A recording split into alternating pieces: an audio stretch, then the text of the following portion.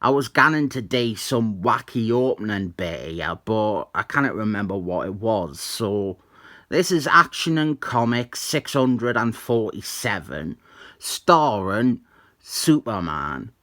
This is part one of the Brainiac Trilogy by Roy Sternman and Jorge Perez. When this video was recorded, he was still alive.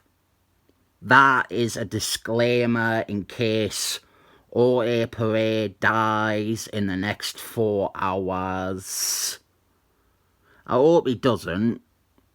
I am being a bit flippant and jokey about it, but I didn't hope that any comic creator dies. This was a viewer requested review, and I thought, why not? And then I remembered this storyline was actually trying to course correct a bit with Brainiac. You see, what happened was Brainiac was redesigned in 1983 as this badass exoskeleton Terminator robot.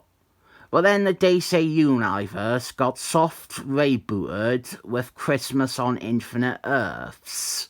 And then Superman got a full reboot by Jason Byrne. And we lost the exoskeletal junction at the railroad tonight, Brainiac.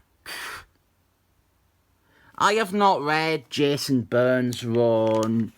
It's just one of them things. I've not read it. It's the case that my collection starts with, I think, the Evasion tie-in issues that were like a month or two after Jason Byrne left. But from that point on, I have nearly all the Superman books for a solid 8 or 9 years. I have never felt the need to go back and get Jason Byrne's run because that would require me getting another long box, since currently all my Superman ones are full.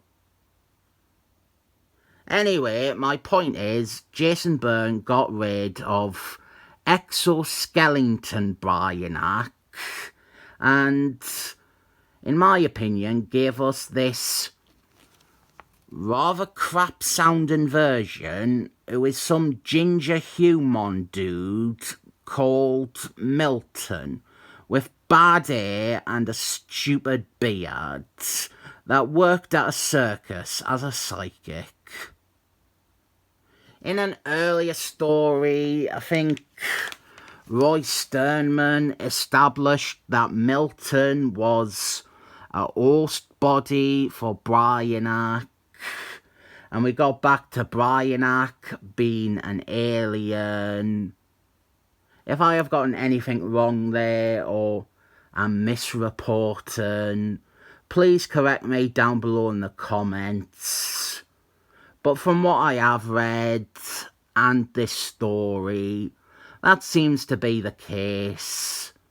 What we have been seeing so far is Superman having Brainiac nightmares that half recap stuff that happened recently in the series. And the current setup and situation for Brainiac is that he is comatose and being held captive by Lenny Luthor. One of Roy Sternman's first issues was one where Brainiac and Lenny Luthor had a fight, and Superman went crazy and started wearing hockey gear. And now Lenny Luthor, he wants to crack this still human-looking Brainiac open to discover all his juicy alien secrets. Superman, he suspects Lenny Luthor as Brainiac as a prisoner, and because of his dreams, he begins to visit Lenny Luthor because He is convinced Brainiac was responsible for those dreams. But Lenny Luthor has covered up any evidence and hidden away Brainiac, and everyone thinks Brainiac is dead. They will not for long, because he is very much alive, and while his human body is weak and in a coma, his mind is still active, and so he has been formulating an escape and revenge on Lenny Luthor and Superman. Here is a page for any industrial fetishists among my subscribers. If you have ever dreamt about a power drill, or if you are turned on by the of a sander, here is summit for you. I like to try and give summit to all my subscribers. A slightly chubby Lenny Luthor gets attacked by his own factory. Brainiac has taken control of all of his electronic systems and is trying to kill him.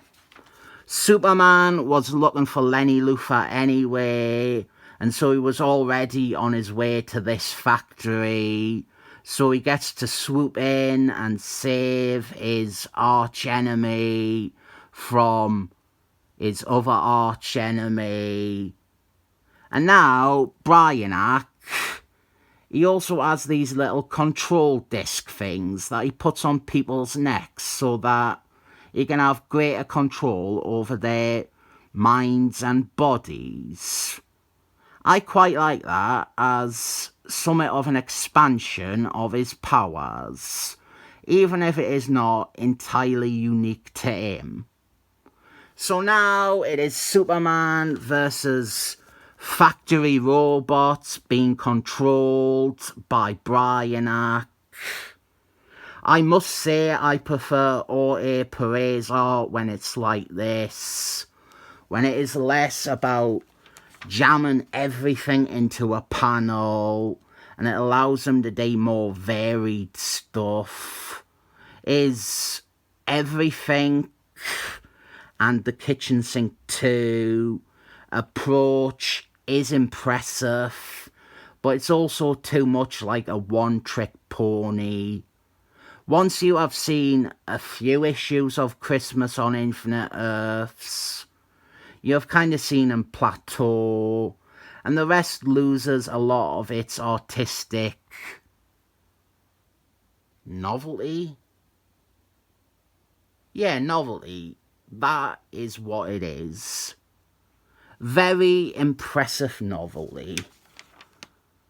Please don't die in the next 4 hours, Jorge. Pull through. This'll seem like the meanest eulogy ever. I like his artwork here because there's a bit more substance to it than just being the equivalent of stuffing a turkey. The factory does an explosion, and Lenny Luthor blames Superman for it, and they have a little back and forth about Brainiac, and Lenny Luthor does a poker face and pretends that he doesn't know shit about Brainiac, but he does. And now Brainiac has taken over the entire lab. And also, the Superman baddie, Metallica, is in this story because he is in this story.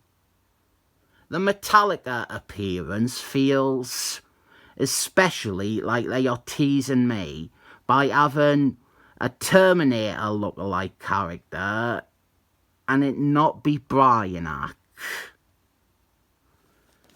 It's a decent story, but I've always felt a bit underwhelmed by it. You have a Brainiac Trilogy by Roy Sternman and Jorge Perez. You expect like the best Brainiac story ever. and it's not quite that.